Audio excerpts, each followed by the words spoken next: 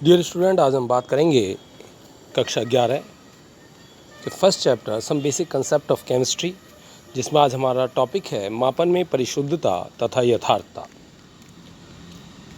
Accuracy and precision. तो सबसे पहले हम बात करेंगे परिशुद्धता, एक्यूरेसी। देखिए, किसी मापन में परिशुद्धता यह व्यक्त करती है कि माप परिशुद्ध मान के कितने निकट है। जैसे माना शुद्ध मान हमारे पास 25 है, 25 है। यहाँ हम देख रहे हैं ये जो हमारा शुद्ध मान है ये कितना है, 25 है। और हमारे पास दो माप हैं, एक 23 है और एक 24 है। तो हम ये देखें कि ये जो हमारी शुद्ध मान है, ये जो 25 है, इसके निकट कौन है, 23 निकट है या इसके 24 निकट है। तो सीधी सी बात है, इसके निकट है 24 या 24। ठीक है, तो यह माप ही अधिक परिशुद्ध है। तो इस प्रकार से आप अन्य प्रश्न भी सॉल्व कर सकते हैं, बहुत ही आसान है। चलिए अब हम चलते हैं यथार्थता, प्रेसीजन। किसी मापन की यथार्थता यह व्यक्त करती है कि प्राप्त विभिन्न मान आपस में कितने निकट हैं। अभी हमने देखा था कि आपको 2-3 मान दे दिए गए, उनमें से केवल जो सबसे ज़्यादा निकट मान था वो मान एक्यूरेट मान था, एक्यूरेसी थी, परिशुद्धता थी। अब यदि यथार्थता की बात करें तो यहाँ आपको सीरीज़ दी जाएगी, 1 सीरीज़, 2 सीरीज़, 3 सीरीज़। उन सीरीज़ में आपको ये देखना होगा कि जो मान हैं वो आपस में किस सीरीज़ में निकट हैं। जैसे यहाँ पर ये 2 सीरीज़ दी गई हैं, 2, 5, 8। जैसे यहाँ पर ये 2 सीरीज़ दी गई हैं, ये 2, 5, 8 की सीरीज़ है और एक 2, 4, 6 की सीरीज़ है। तो इनमें आपस में जो अंक हैं वो कौन सी सीरीज़ में निकट हैं, ये प्रिसीजन को दर्शाता है। ठीक है, तो 2, 5 और 2, 4, इनमें किस में अंतर कम है, 2, 4 में, सीधी सी बात है। 5, 8 और 4, 6, इनमें अंतर किस में कम है, 4, 6 में कम है। तो ये जो सेकंड वाला ये जो मान है ये अधिक यथार्थता को दर्शाता है। क्लियर है? तो एक्यूरेसी और प्रिसीजन में कोई कन्फ्यूजन तो नहीं है बच्चों। चलिए अब आगे चलते हैं। सार्थक अंक मापन में अनिश्चितता, सिग्निफिकेंट फिगर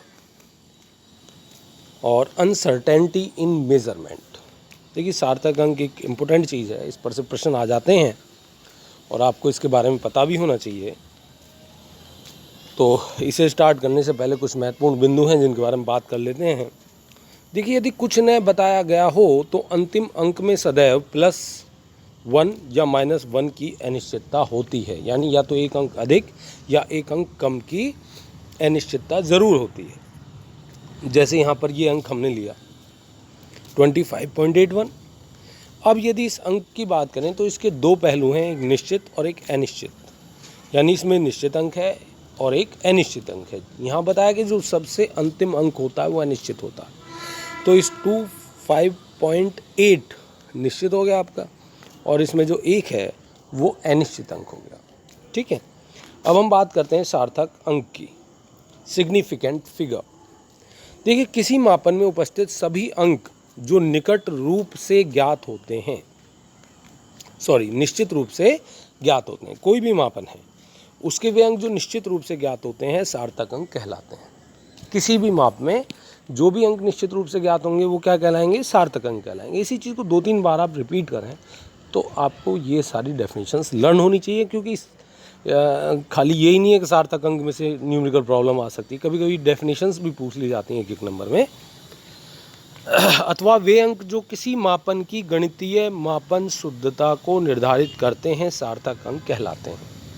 यानी किसी भी अंक की गणितीय मापन जो शुद्धता है वो उसका सार्थक अंक कहलाती है। अब सार्थक अंक को निर्धारित कैसे करें, तो उसके लिए हमारे पास कुछ नियमावली है, तो उस नियमावली की बात करते हैं।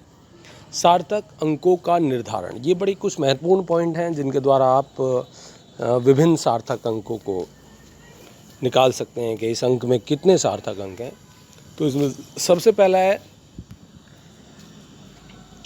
सभी गैर शून्य अंक सार्थक अंक होते हैं। यानी बिना जीरो के जितने भी अंक हैं वो सभी क्या हैं, सार्थक अंक है। जैसे 285, इसमें सार्थक अंक कितने हो गए? 2, 8, 5, 1, 2, 3, 3 अंक सार्थक अंक हैं। 0.25, अब इसमें कितने अंक हैं? 2, 5, नॉन जीरो अंक कितने हैं? 2 और 5, यानी 2 अंक हैं। तो यहाँ पर सिग्निफिकेंट फिगर कितने हो गए हमारे पास? 2 हो गई।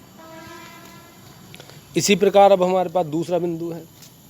यहाँ तो हमने देख लिया कि जितने भी गैर शून्य अंक हैं वो सार्थक हैं, ठीक है, कहीं भी हों इसमें। तो अब नंबर 2 पे हम आते हैं। प्रथम गैर शून्य अंक से पहले आने वाले शून्य सार्थक नहीं होते। प्रथम गैर शून्य अंक से पहले आने वाले शून्य सार्थक नहीं होते, यानी कोई भी अंक है उससे पहले जितने भी गैर शून्य जो अंक है उससे पहले जितने भी शून्य हैं वो निरर्थक हैं, सार्थक अंक से उसका कोई लेना देना नहीं है। जैसे फर्स्ट डिजिट को आप देखें 0.03, इसमें केवल 3 जो है ये सार्थक अंक है, तो एक सार्थक अंक हो गया। ऐसे ही 0.0052, इसमें ये जो 2 है ये सार्थक अंक है, क्योंकि 52 कितने अंक हैं? 2 अंक हैं। नंबर 3, 2 गैर शून्य अंकों के मध्य शून्य सार्थक अंक हैं, यानी नॉन जीरो डिजिट्स के बीच की जो जीरोज़ हैं वो सभी सिग्निफिकेंट फिगर हैं, सार्थक अंक हैं। तो 2.005 में कितने सार्थक अंक हो गए? 4। 3.01 में कितने हो गए? 3 हो गए, ठीक है। तो यहाँ तक किसी पॉइंट में कोई दिक्कत तो नहीं है। एक बार मैं फिर से रिपीट कर देता हूँ कि सभी गैर शून्य अंक सार्थक अंक हैं, यानी जीरो को जितने भी गैर शून्य हैं, ठीक है। इसमें प्रथम गैर मतलब आपके पास जो फर्स्ट नॉन जीरो डिजिट है उससे पहले जितने भी जीरो हैं वो सभी सार्थक अंक नहीं हैं, दूसरा पॉइंट। तीसरा पॉइंट है, यदि आपके पास नॉन जीरो डिजिट यदि के बीच में जीरो आ जाए तो वो भी आपका सिग्निफिकेंट फिगर है, ठीक है।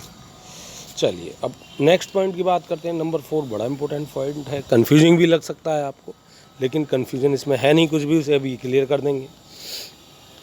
किसी अंक के दाईं ओर यानी राइट, ठीक है, या अंत में आने वाले शून्य सार्थक नहीं होते हैं। ये पॉइंट जो है ना, यहाँ इन्होंने जो लिखा है ना, यहाँ गलत हो गया है, ये नहीं है, इसको ध्यान रखिएगा आप। ये देखिए राइटिंग पैड लाते हैं तो ये ढक जाता है फिर, ठीक है। आप स्वयं ही लिख लीजिएगा कि किसी अंक के दाईं ओर या अंत में आने वाले शून्य सार्थक नहीं होते हैं, यहाँ नहीं लिखना है आपको, ठीक है। परंतु उनके लिए शर्त यह है कि वे दशमलव के दाईं ओर स्थित हों। अरे ठीक लिख रखा है, ठीक है, कि ये दोबारा सुन लीजिए भाई, उसको कोई चेंज करने की आवश्यकता नहीं है, ठीक है। सुनो अब ध्यान से कि किसी अंक के दाईं ओर या अंत में आने वाले शून्य सार्थक होते हैं, परंतु उनके लिए शर्त यह है कि वे दशमलव के दाईं ओर स्थित हों, यानी किसी नॉन जीरो डिजिट के आगे यदि शून्य लगी हुई हैं और वहाँ दशमलव नहीं है तो वो सार्थक अंक नहीं है, ठीक है। इन्होंने इसी सेंटेंस को यहाँ पॉजिटिव बना दिया है, ठीक है।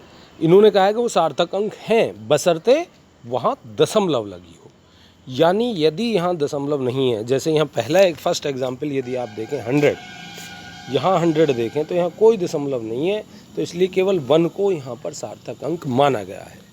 लेकिन यदि आप सेकंड उसमें देखें 100 पॉइंट, अब यहाँ पर 3 सार्थक अंक हैं, यानी 100 पॉइंट, यानी यहाँ जो 2 जीरो हैं ये भी सार्थक अंक में इंक्लूड हैं। लेकिन यदि खाली 100 है, वहाँ दशमलव नहीं है, तो उस परिस्थिति में केवल एक सार्थक अंक है।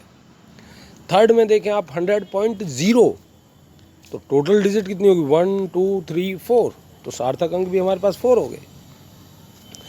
सिग्निफिकेंट फिगर को आप वैज्ञानिक संकेतन से भी ज्ञात कर सकते हैं। इससे पिछले वीडियो में हमने वैज्ञानिक संकेतन यानी साइंटिफिक जो नोटेशन थी उसको स्टडी किया था कि उसमें 10 की पावर में किस तरह से शब्दों को लिखा जाता है। तो जैसे 1 × 10 की पावर 2 है, तो ये जो 10 की पावर है इसे हटा दीजिए आप, ये सार्थक अंक में नहीं आएगा। क्लियर है? 10 की जो पावर है ये सार्थक अंक में आएगा ही नहीं। तो इसमें सिग्निफिकेंट फिगर यहाँ कितने हो गए? केवल 1 हो गया। दूसरे में 1.0,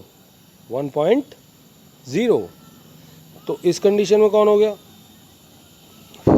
सभी हो गए।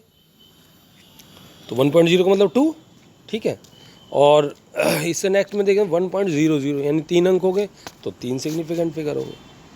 तो इस प्रकार से वैज्ञानिक संकेतन में जो 10 की घात पे जो 0, 2 या 3 या ये सब लिखा होता है, उसका सिग्निफिकेंट फिगर से कोई लेना देना है नहीं। ठीक है। अब नेक्स्ट हमारे पास पॉइंट आता है कि वस्तुओं की गिनती, उदाहरण के लिए 2 गेंदों या 20 अंडों में सार्थक अंकों की संख्या अनंत है। मतलब यदि कोई आपको अंक दे रखा है सिंपल के 2 गेंद, 20 अंडे, 12 दर्जन केले, तो इनमें यदि सिग्निफिकेंट फिगर की बात करें तो अनंत सिग्निफिकेंट फिगर है। ये दोनों ही यथार्थ परक संख्याएं हैं और इन्हें दशमलव लिखकर उनके बाद शून्य लिखकर व्यक्त किया जा सकता है। जैसे खाली 2 दे दिया उन्होंने, तो हम यहाँ पॉइंट लगाकर बहुत सारी जीरो लगा सकते हैं। 20 दे दिया इन्होंने, तो 20 के आगे पॉइंट लगाकर बहुत सारी जीरो लगा सकते हैं सभी में। अब जीरो के बाद, पॉइंट के बाद तो जितनी भी जीरो आएंगी वो सिग्निफिकेंट फिगर हैं। तो हम कह सकते हैं कि वस्तुओं की गिनती की जो संख्याएं हैं उनमें सार्थक अंक कितने हैं? अनंत हैं। इसके बाद वैज्ञानिक संकेतन में लिखी संख्याओं में सभी अंक सार्थक होते ही हैं। ये 10 की घात से हमारा कोई लेना देना है नहीं। ये जो 2 एग्जाम्पल हैं, एक हमारे पास 4.01, इसमें कितने सार्थक अंक है? 3। 10 की घात 2 से कोई लेना देना नहीं है। नेक्स्ट को यदि आप देखें 8.256 इंटू 10⁻³ यहाँ सार्थक अंक कितने हैं? 4। ठीक है।